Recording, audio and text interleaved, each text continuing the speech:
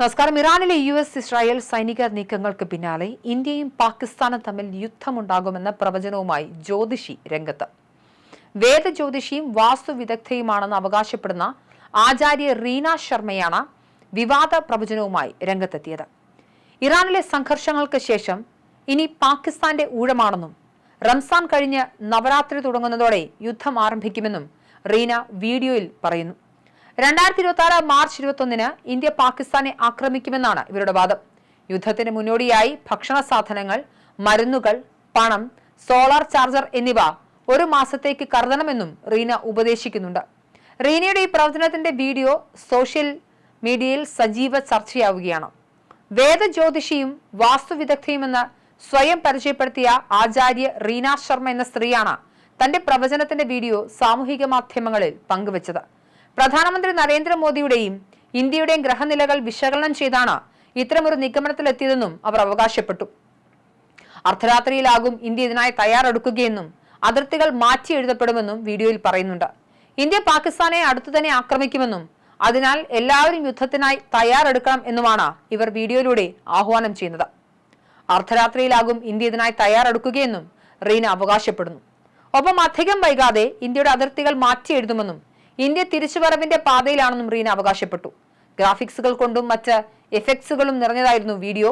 വളരെ വേഗത്തിൽ വൈറലായ വീഡിയോയ്ക്ക് താഴെ രൂക്ഷ വിമർശനവുമായി സാമൂഹിക മാധ്യമ ഉപഭോക്താക്കളും എത്തുന്നുണ്ട്.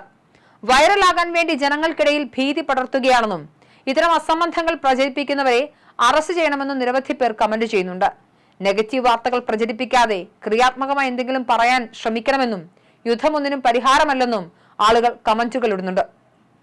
അതിനിടെ ഓപ്പറേഷൻ സിന്ദൂറിന് പിന്നാലെ നടത്തിയ ഇത്തരത്തിലൊരു പ്രവചനത്തിൽ നിരവധി ആളുകൾ എന്തായാലും റീനയോട് അഭിപ്രായങ്ങളും തിരക്കുന്നുണ്ട്.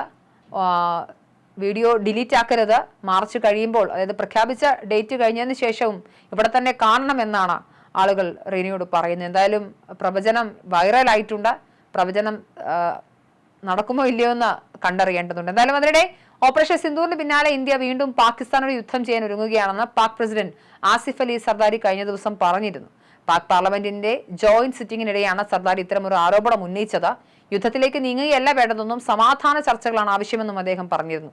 ഇന്ത്യയോട് എനിക്കൊന്നേ പറയാനുള്ളൂ, യുദ്ധ നാടകത്തിൽ നിന്നും പിന്മാറി അർത്ഥവത്തായ ചർച്ചയ്ക്ക് തയ്യാറാവണം. രാജ്യങ്ങളുടെ സുരക്ഷയ്ക്ക് അത് മാത്രമാണ് യഥാർത്ഥ പോംവഴി എന്നായിരുന്നു സർദാരിയുടെ വാക്കുകൾ. എന്തായാലും റീനയുടെ വീഡിയോയ്ക്ക് താഴെ നിരവധി പേരാണ് രൂക്ഷമായ വിമർശനവുമായി എത്തുന്നത്.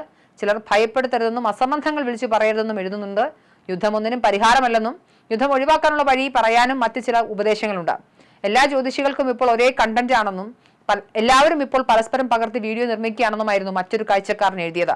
വൈറലാകാൻ ജനങ്ങളിൽ ഭയം വിതർന്ന് ഇത്തരക്കാരെ അറസ്റ്റ് ചെയ്യണമെന്നും മറ്റു ചിലർ ആവശ്യപ്പെട്ടു. നെഗറ്റീവ് അല്ലാതെ പോസിറ്റീവായി എന്തെങ്കിലും ഇവർ പറയുമോ എന്നാണ് മറ്റൊരു കാഴ്ചക്കാരൻ ചോദിക്കുന്നത്.